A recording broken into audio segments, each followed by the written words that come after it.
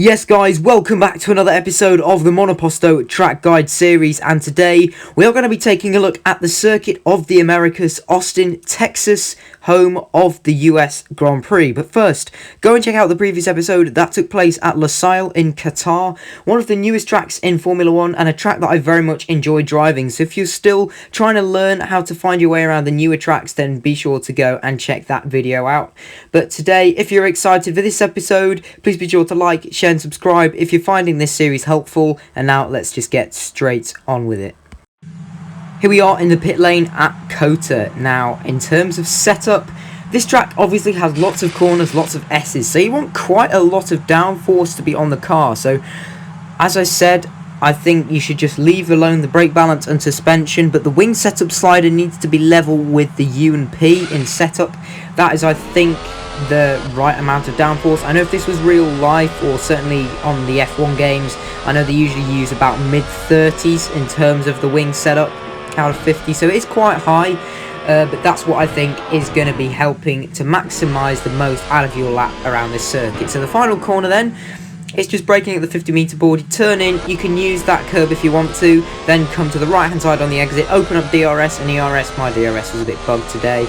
Car on the right hand side of the track as you're starting a lap of COTA. Manually disable ERS just as you reach the end of the pit wall on the left hand side, and as you approach turn number 1, it's a very steep uphill section and you're braking at the 100 meter board if you're using ERS, and if you're not using battery then you could probably just about get away with braking at the 50 meter board.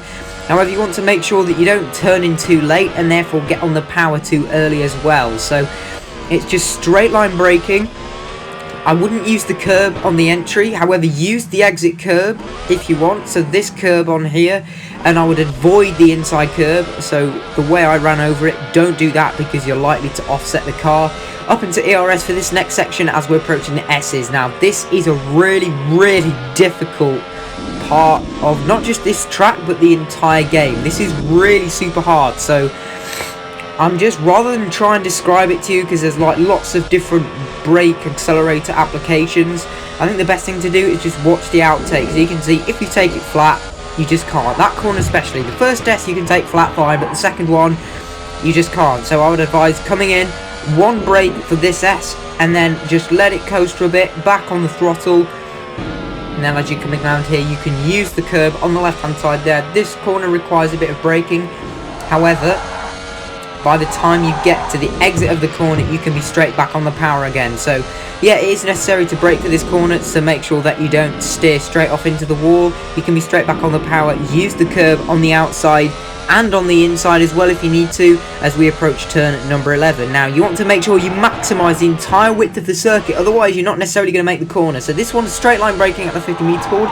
If you don't use the green runoff, you can see it's really easy for you to either turn in too early or turn in too wide or just come and lose the back end. So yeah, you want to make sure that you straight line brake, use all of this green runoff as much as you possibly can.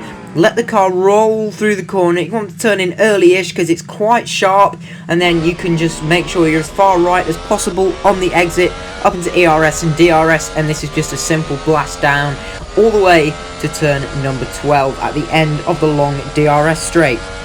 This is the point where the red and white curb starts on the right hand side that you manually disable ERS if you're using it, and then you prepare to brake. So it is the 100 meter board. That's the safe spot to brake. It means that you get a better exit out of turn 12. However, if you are so daring on the brakes, you could probably leave it as late as maybe 75 meters, although I would advise against that. Use all of this runoff on the exit of the corner, and then we approach this next corner, turn number 13. So you want to come wide on the entry, and then you can use this curb on the left hand side to help straighten up the car as you come through here, and you want to stay wide, stay on the right hand side. It might be easy to just go onto the left hand side, use the inside, but this is the faster line.